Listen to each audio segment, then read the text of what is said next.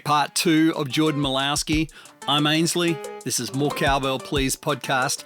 Hey, don't forget to check out a lot of our previous guests. We have got some fantastic guests, great stories. Make sure you go back and check them out. If you're loving the podcasts, meaningful to you, I would love it if you would just share it on your social. Say, hey, check out this channel I found. I'm enjoying it, or something like that. I don't know. So I've gotten really backed up with work, which I'm going to need to do. There may not be an episode next week. We'll see. But I've got some amazing guests booked in the week following. I have a long list of guests that I plan on bringing on the show. And a lot of them have said yes to me in person, so I just need to set those times up. I may not get an episode out next week, so just fair warning, we'll see if that happens. Next week's episode will be an interesting one, I assure you. But anyway, let's get into the second part of Jordan Malowski.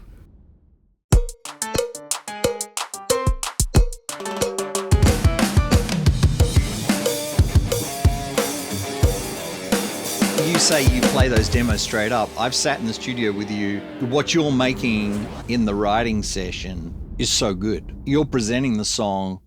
It's not a guitar and vocal demo. It's like fleshed out to some degree. Yeah. I mean, obviously you see it as a writing demo, but if I was Bart, I'd be playing around too. I mean, they're good at that point. Thanks. They have the heart of what it needs to be, and it's presented way better than the guitar and vocal demo. If I knew a song was going to be going and Ryan Tedder was hearing it, what I would have thought to do would be get the song mixed. And so when he hears that song for the first time, he's like, oh my gosh, like this sounds amazing.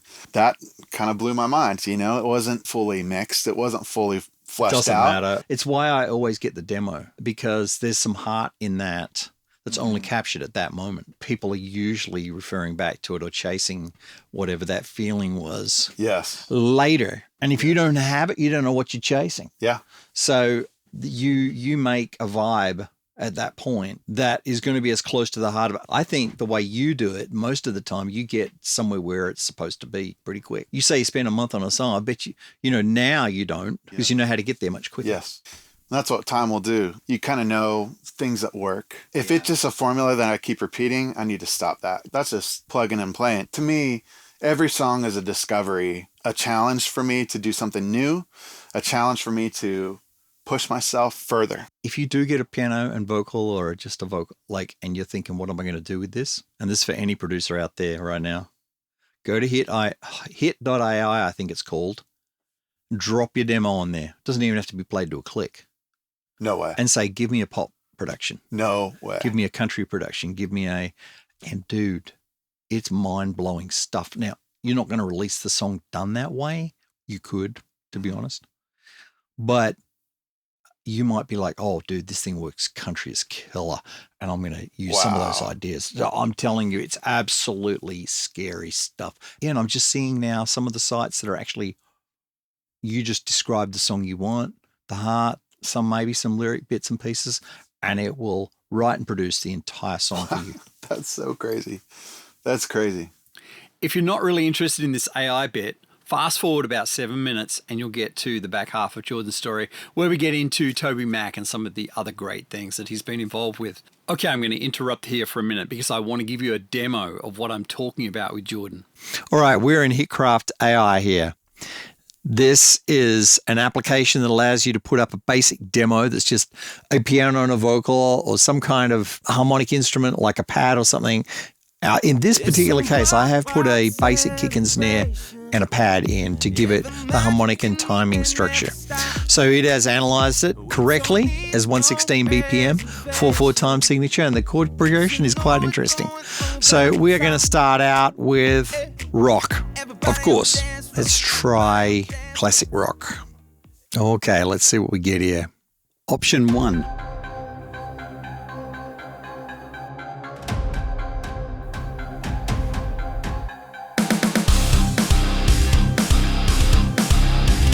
Okay, modern metal, option 2.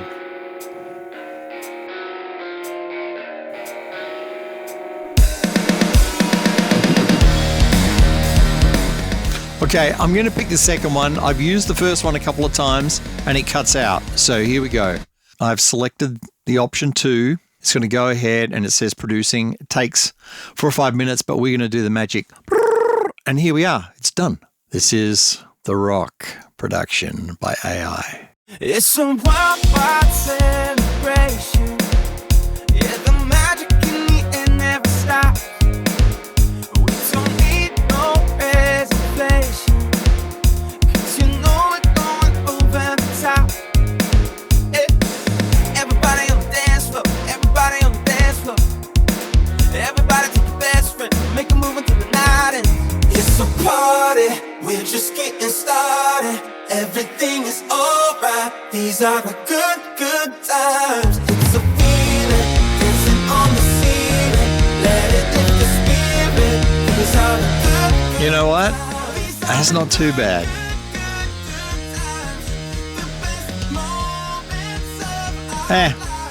You could move some of that around and maybe get somewhere with it.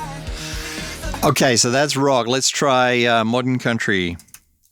If you notice over here, you can download the MIDI and the VST presets.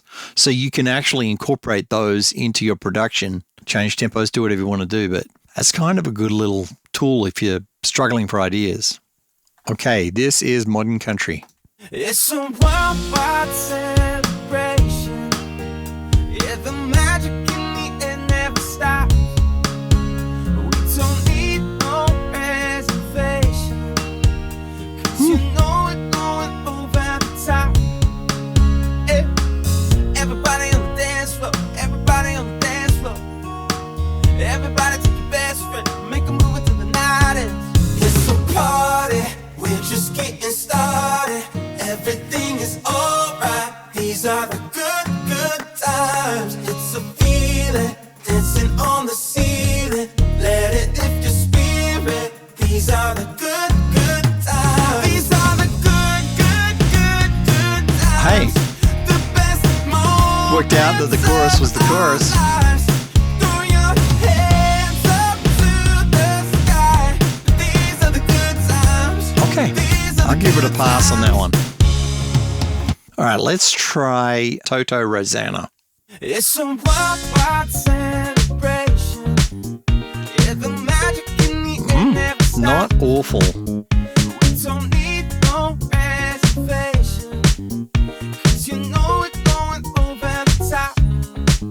Yeah. Everybody on the dance floor, everybody on the dance floor. Everybody take your best friend, make a move until the night ends. It's a party, we're just getting started. Everything is alright, these are the good, good times. It's a feeling, dancing on the ceiling. Let it lift your spirit, these are the good, good times. These are the good, good, good, good times. The best moments of our Oh, it's worth a laugh. It's good for a laugh. lives. Okay, let's try Bieber style pop. Okay, option 1.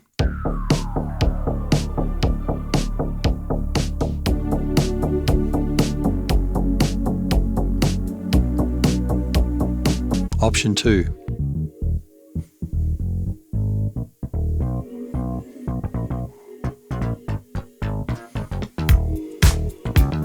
Oh, I have to do that one.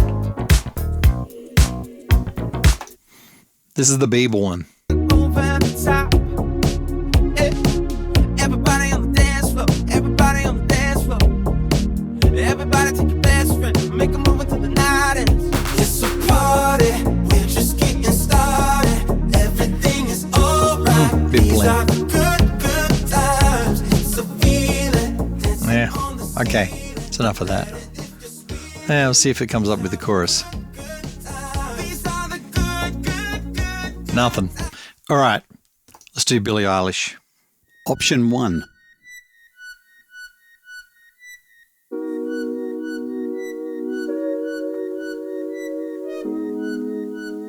Does it go anywhere? Wish you could fast forward through these so you could tell where it goes. Option 2.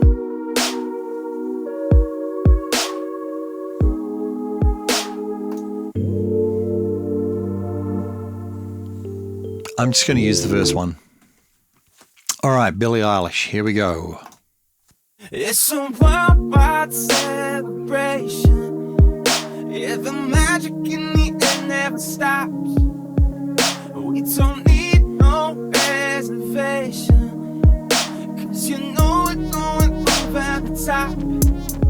Yeah. Everybody on the dance floor, everybody on the dance floor. Everybody take your best friend, make a move into the night. It's a party, we're just getting started. Everything is alright, these are the good, good times. It's a feeling, dancing on the ceiling. Let it lift your spirit. These are the good, good times. These are the good, good, good, good times. I'm bored. Let's try pop ballad. Option 1.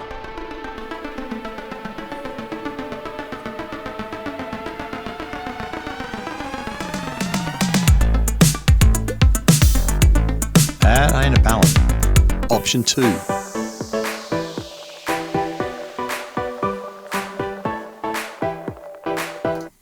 Okay, we're going to select option 2. That's not a ballad. Here we go. It's a worldwide celebration. Yeah, the magic in the air never stops. We don't need no reservation, 'cause you know we're going over the top.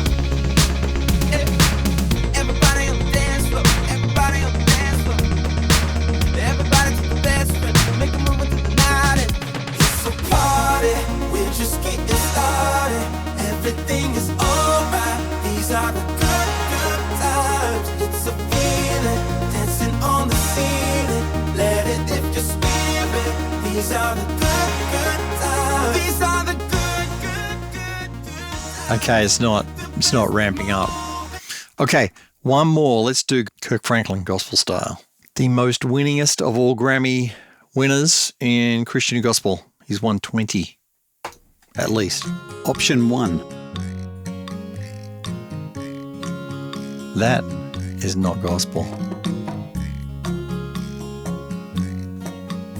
That is a folk production. Option 2.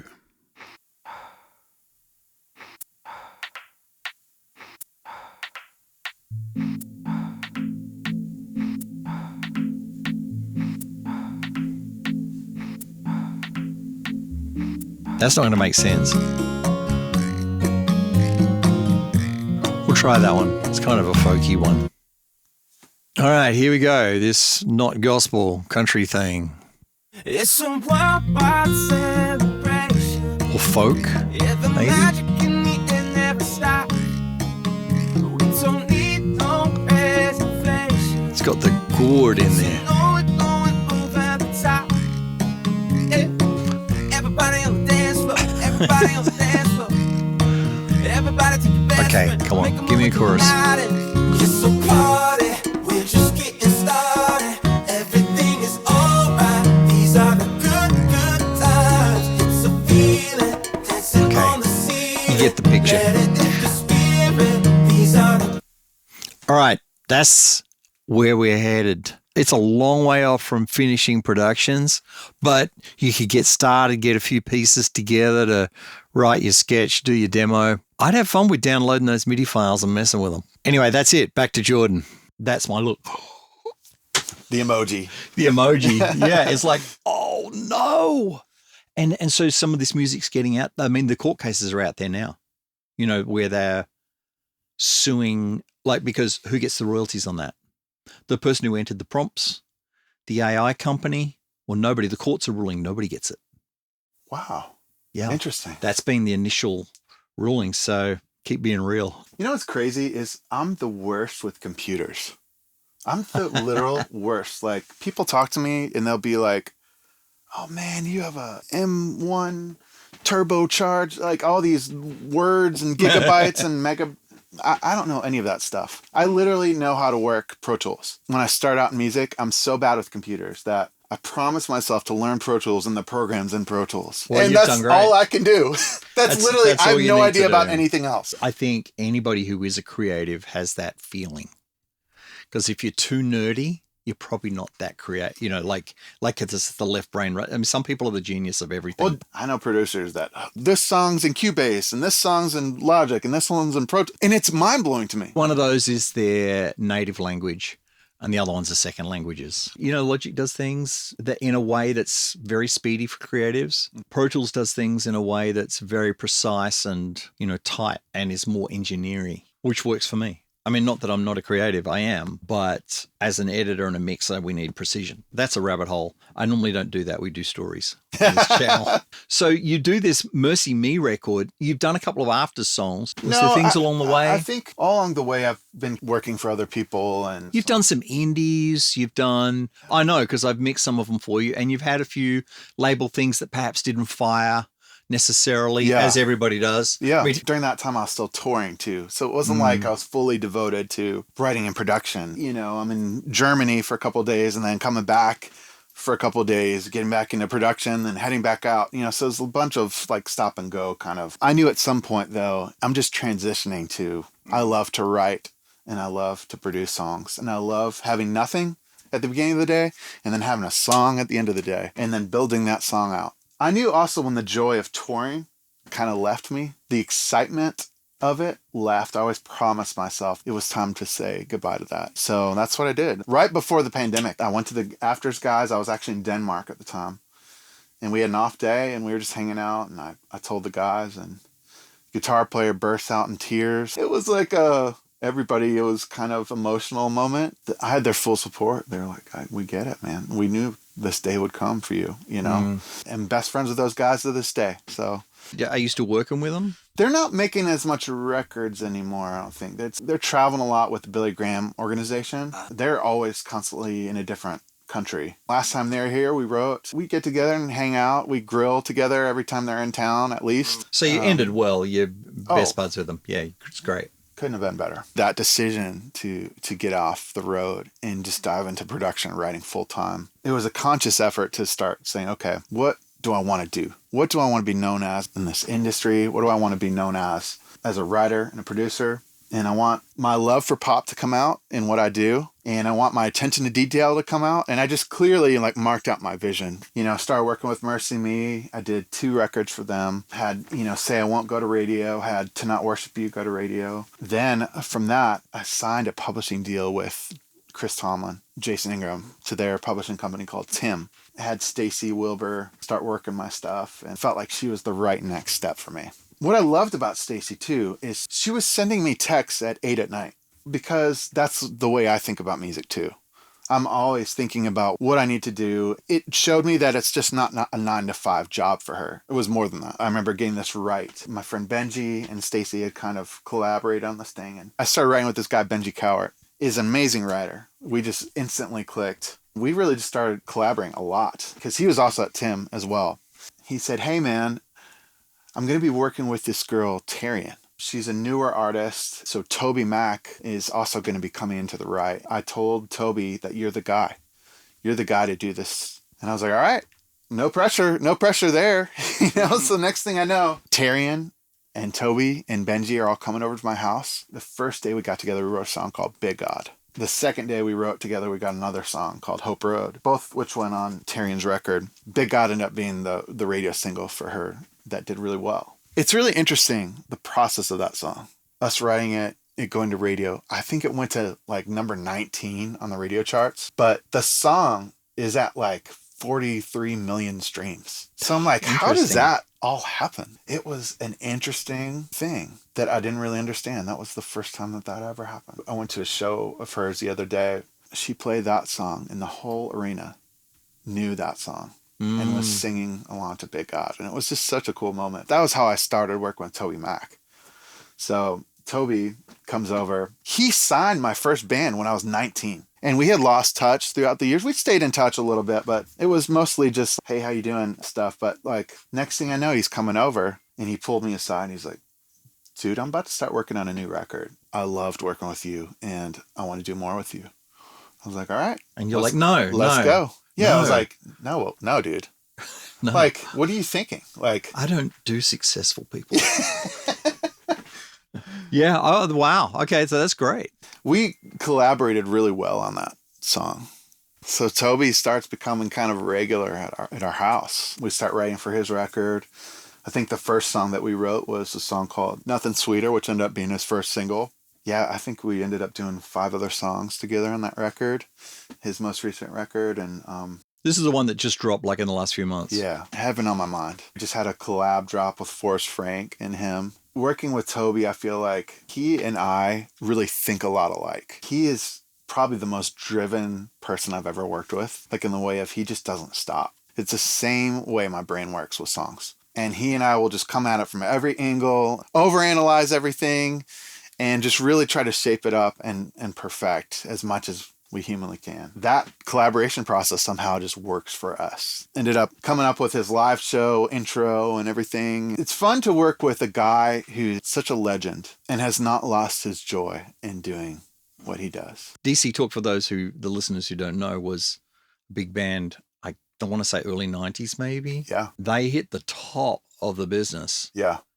And he's been there ever since. Yeah. Which is hard. That's 35 years. Yeah. He's a monster worker. He works so hard. He never stops thinking about what he does. Humble, sweet, not jaded person that I know. He's just really believes, as I do, that songs can change lives. A single song can change somebody's life. And it's a crazy thing. Did you spend any time talking about the loss of his son? We did. Yeah. Yeah, we have a lot. Man, the way he talks about that. Being a parent and the way he tells the story of how it happened. He was in Canada. Gabe, who has now since passed away, Jackie Patello's son, came in the back of the bus and told him, I literally sat there, Jordan, he goes, I don't even know how long it was. I just kept asking, like, that didn't happen. That's not true. That's not true. Check again. This isn't right. Like, he couldn't wrap his mind around it. Hearing him talk about it and how much he misses him, it breaks my heart. I had Jackie on and she spoke about Gabe as well. Yeah. And, you and I are both parents. Yeah. And so we can relate. How do you even deal with something like that? Yeah. Jackie's a good family friend of mine. It's crazy. Gabe was over at my house writing with Toby probably about 6 months ago. And we wrote a song together. We started a song, didn't finish it. Did he have his diagnosis at that point? Yeah. He was walking this pancreatic cancer road. And the guy was so full of hope and faith. And I mean, you would never know. He was joking and fun and dealing with something so amazingly big, but had joy somehow. So you're a drummer live for 20 years of your life, maybe? Yeah. Between Story Side B and The Afters. And yet you don't record drums. You don't use drums in any of your productions. Why? Yeah, well, I've started using drums. I just don't want to play them anymore. Is that right? Yeah. I've been hiring a couple guys in town here to do drums for me. And I've kind of programmed and it's symbiotic. But yeah, drums are back in for me right now. Okay. Well, that's good because the last things we did together, there were no drums. Yeah. It was all programmed. I'm a live drum guy. And so good at it. I like programmed drums as well. Yeah. But programmed drums on their own are a harder mix than a kit for me. Really? Kits make sense to me. And then I'll place the programming in with them. I don't know. That's just my... Oh, I got a good drumming story. So I'm on tour with the Afters, about ready to fly to Europe for a string of shows. And I'm sitting in an airport at a restaurant, and I see this guy with this jacket, bald, and he's got glasses on. He's walking through, just kind of look jacked, And I'm looking out, I'm like, oh my gosh, that's like my childhood idol drummer, Kenny Arrinov. I was like, I got to go say something to him. When do I get this shot, I walk up to this guy and I'm like, hey, Kenny, it's so nice to meet you. Every time I sat at the drums, I would think, what would Kenny play? And literally, I would buy records because you were on them. I loved your work on, and then I went into blah, blah, blah, blah, blah, whatever song you played on. And he goes, oh, man, thank you so much. And he goes, what are you doing?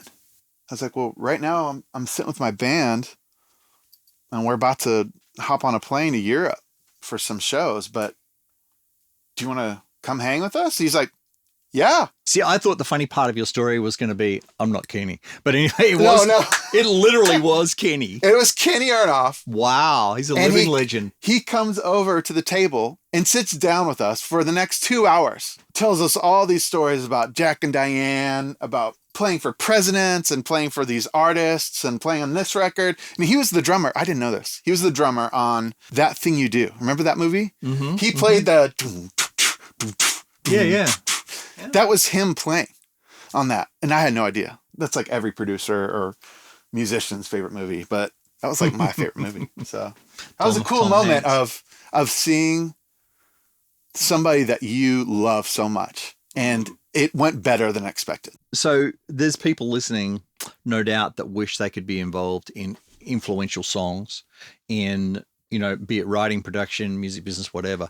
What do you tell people to do to be involved? Somebody starting out their career, or maybe they're mid and that's just not happening. What's the things you're going to tell them to do?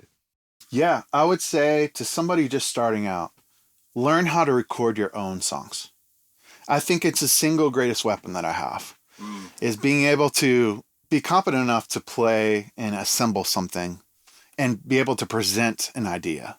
And with recording equipment nowadays, like Logic and, even Pro Tools, like everybody that writes should be well versed in that. That's a very important thing. I think the second thing is always be somebody that is trustworthy, is honest, is a man of his word or a woman of their word. One of the things I think people they like working with me because I'm going to be honest with them. If it's a big artist, I'm going to tell them, hey, you got better.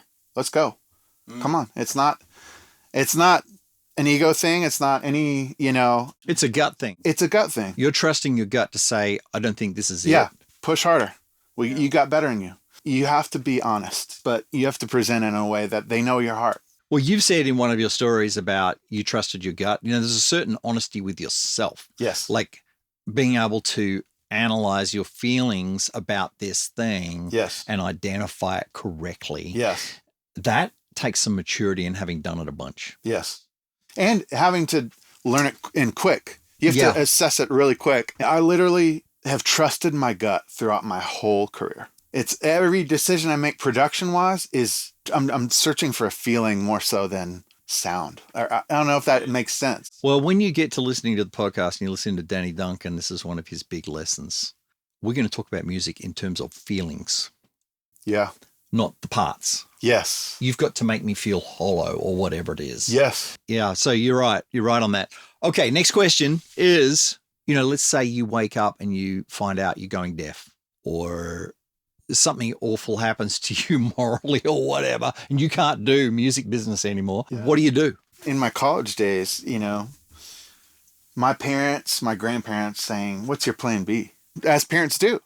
Yeah. What if the small percentage that you're actually going to make it, them thinking that's a small percentage, but me thinking, no, that's the only path. There's no plan B, it's plan A.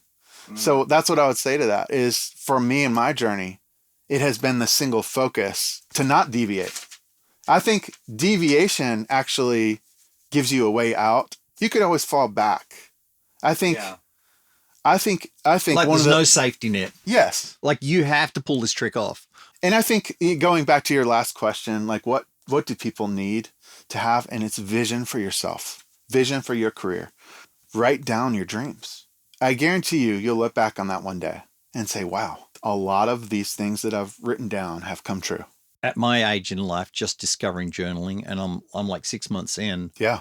And I can flip back on pages and go, wow, we got through that. I don't know how that happened. Yes. Why Christian music? I mean, you liked the life change. From my touring days, I would have people come up to me after shows and say, hey, this song that you're a part of was a song that literally got me through the death of my dad, or whatever the story was.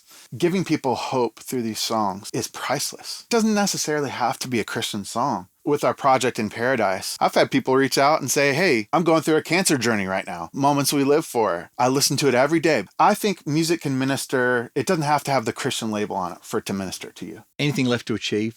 What are your goals? Like, do you have a goal you think, man, I just really wish I could fill in the blank?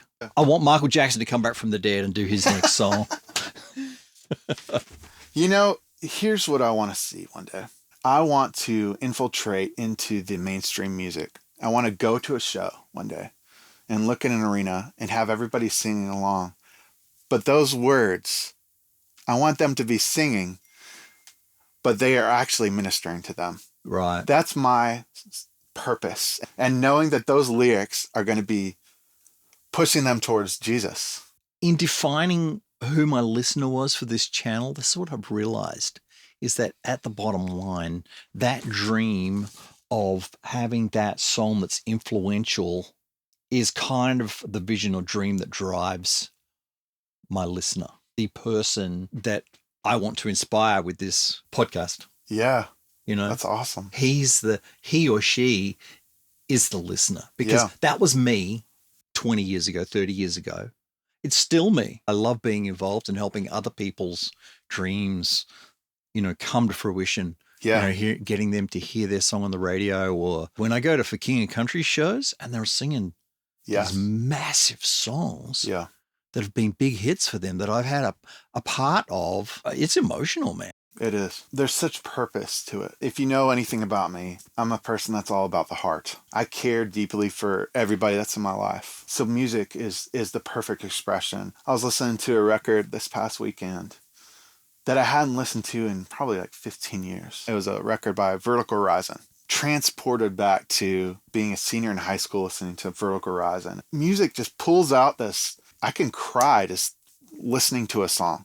Like it affects me that much, or I associate that song with this person or what they're going through, or, whatever in my life. I'm so grateful to wake up every day and walk up to my studio in my house. I don't know what I'm going to do today, what song I'm going to do, how it's going to shake out today. But I think that's the most exciting thing about life. It's caused me to just, I feel like I'm getting better at letting go of things. Control has been a hard thing for me, especially in music, because I hear it and in my head, if it's not right, it'll kind of throw my brain off. But I'm learning to open up my hands more and just more say, God, what do you want us to do today? What do you want? Well, I think you can benefit too from other flavors in the kitchen. By being open-handed, you're allowing for other things to pollinate and let you go places you like. Because like you said, you don't want formula. And that's the thing that's going to help you not be formula. I really appreciate you, brother. So thanks for coming in. I always finish with a handshake, which is because, I'm not much of a hugger. So I always do the handshake. That's changed with me, though. Oh, yeah. No, dude, the guests who come in here, like Luke Smallbone, when I did that, he just laughed because he's been with me from when I wouldn't hug anybody to now I hug anybody. But the handshake's my thing to finish. So thanks, Jordan. You're awesome. Right, bro. Well, I thoroughly enjoyed that time with Jordan Malowski. What a great guy, eh? He's a guy who feels things with emotion. I think that's so important if you're going to do well in this business. So I hope you will subscribe and share this with your friends. Okay, until next week, may everything you stick in your ears be awesome.